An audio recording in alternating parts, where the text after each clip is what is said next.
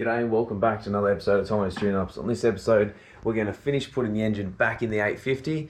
We're going to start the reassembly process. So we're going to put the exhaust in, we're going to mount it, we're going to put the drive shafts in, plumb the cooling system, put the radiator in, bleed the system, put a new fan belt on there, new spark plugs, do a new thermostat, wire in the ignition coil, wire up the starter motor, the generator, and get this thing fired tonight. So let's get to it.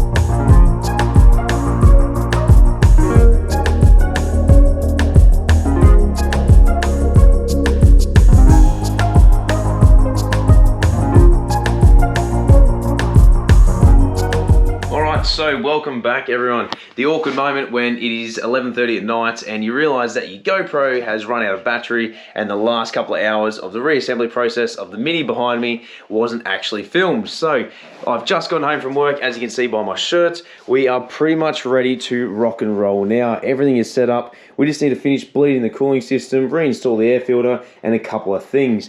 Now, anyone who has done any sort of build like this, or even just a project at home, it's always good to have a list. I'm all about my lists, so I have one. Whoop. Don't know what that was. Anyway, so I have a list right down here. So let's just go through, and these are the things that we're going to be doing. So what we need to do to start off with is we need to flip the distributor 180 degrees. When I reinstalled the engine, I found that it was out, it wouldn't start, and it is solely because it is out, so that's quite easy fix to do. We need to fit a new battery earth cable. Sorry that my handwriting isn't the neatest, by the way. We need to fit the securing bolt from the exhaust to the gearbox, which is quite easy. Grease the nipple at the back of the engine, or the gearbox, should I say. We need to run the car to operating temperature, tune the carburetor, and fit a new air filter.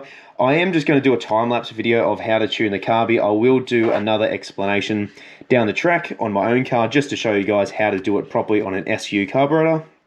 We're going to be inspecting the vehicle for any leaks, whether it be oil or coolant. We're going to be torquing the wheels as well. So they go to a whopping 40 pound-feet. Wowzers. We need to bleed the clutch. We need to fit a service sticker as well as a Tomo's tune-up sticker as well. We need to check the pressures in all 4 of the tyres. Check the bonnet alignment because we had it off. Take it for a lap around the block. Make sure she's all good. Give it a wash and probably clean interior. Check the operation of all the lights, make sure everything is working fine. Once we've done that, we can ring the customer and then we can send it. Once we have done all of that and I'm satisfied, we will give the customer a call, give them the good news, and then we can hopefully get out of here today, tomorrow, whenever the case may be, when he's able to pick it up. So let's get going, guys. Let's get this thing tuned. We'll go for a lap around the block, see how it drives, and we can assess the performance. Now, like I was saying before as well, that remember we didn't replace absolutely everything. Most of the stuff's been done. So it's got a new first gear ring. It's got new balk rings. It also has new selector forks for both first, second, or first, reverse, second, third and fourth. I think that's how it is anyway. If someone out there is able to correct me, then please do so. It's got new detent springs and bearings. It's got new springs for reverse. It's pretty much been, almost everything's been replaced. New lay shaft as well. I didn't do the gear cluster because the one for the 850 is very specific to that gear assembly. So I was unable to find it, and like I was saying before in the earlier video, the customer was unable to afford any further modifications to the car, which is completely fine. So it's something we'll probably address down the track, but until then he just wants to be able to enjoy it. So let's get to it. Let's get this thing out of here. Let's get it tuned around the block, take it for a lap, see how it goes, and then we can assess how we've done. Let's get to it. All right, so you can see the clear difference in the air filters. The one just down here is the original one. This does not been serviced or maintained very well, so that is going to go straight in the bin. See you later. And this is the brand new one, so this will help it breathe a lot easier and help keep out a lot of the fine particles. So that's just going to sit directly up on there. This is the old style 1 1/4 inch SU carburetor. So we just got to find the top, which is just this bit here. That'll slide directly on here, line it up with the screw in the middle, give it a little bit of a compression, and then we can put the wing nut on there. All right, so the wing nut is a little bit difficult to get on, only because there is a new gasket fitted between the air filter housing and the carburetor itself. So the old one was just a simple paper gasket, whereas the new one now is a rubber seal, so it is significantly thicker, so it takes a little bit more pressure to put on. So we'll just do that up as much as we can. So long as it's not going to be moving around in there, which I really doubt, we should be right to leave it as it is. So let's get on to replacing the battery cable, and then we can get it off the jack stands, get it outside and tune it. Gotta love it when there's 2 different sizes on an old classic car. So we've got a 1/2 inch, which is this one here, and we also got a 13mm, which is just here. So we will replace that with this one, tighten it up, and then put the new cable on there. So we've got a bit of rust down in here, so I'm just going to put a little bit of WD-40 on there. It'll just help to protect it as well as give us a good earth. Okay, so just got to find the right way in which this is going to route. So because there's a bit of a lip here as well on the side, it's just making it a bit hard to try and find a good way to route this without bending it too much, but you know, we'll do what we can. So it's probably going to have to bend back on itself like that, yeah, but that's alright. We can always just put it like that. That's to the side. So I did cover it in heat shrink because it was a red cable that we use at work for some of our wiring jobs, like wiring in some winches. So that's why it's starting to bend here in the corner, as you can see. All right. I'll just put a bit of an arc on that, so that way it's nice and even all the way around. It doesn't look like it's kinked at all. Like I was saying, with these old earth straps, if someone can tell me how good they are or how shit they are in the comments, that'd be really good. I'm pretty certain it's fairly outdated. Alright, so we probably should have gone a smaller negative terminal here, but that was I think the smallest that they had at the time at Supercheap Auto, which is our local auto parts shop. Now, you always want to try and get the right terminals to suit the battery terminals that you got. Sometimes you can get ones where it has a different size, so it'll have like a step inside there that you can put over the sleeve of the terminal on the battery. But with ours, they seem to be pretty close to what we need, so that'll do the job, so long as we don't have any earthing issues. If we do, then we can always just reroute it another way.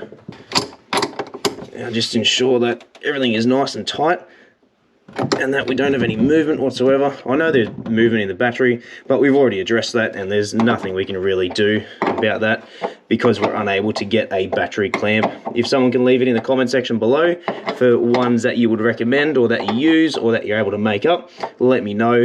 It'll be good to be able to send the customer a new one. That way the battery's going to be secure and not just floating around like a bloody frog in a sock. Okay, so that's secure on both ends. Alright, now let's get it off the jack stand and let's get it outside to tune it.